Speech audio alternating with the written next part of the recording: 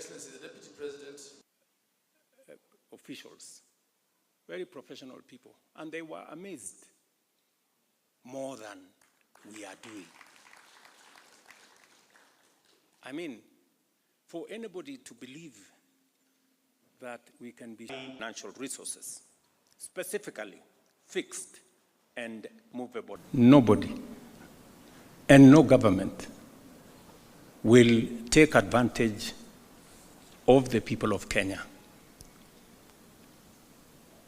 as so long as I am president, because I am clear what we want, I am clear where we must go, and therefore there is no equivocation of whatever that the agreement we signed can undermine the interests of the people of Kenya, including matters to do with our health data.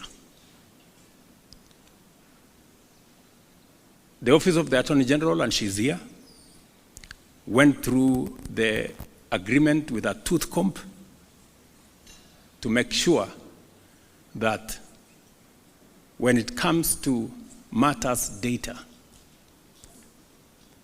the law that prevails on data that belongs to the people of Kenya is the Kenyan law.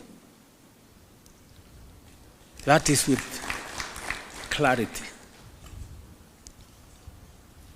And I also want to assure us that knowing the United States, not just as a friend of Kenya, but as a viciously democratic nation, they will not allow their officials to take advantage of us or any other country.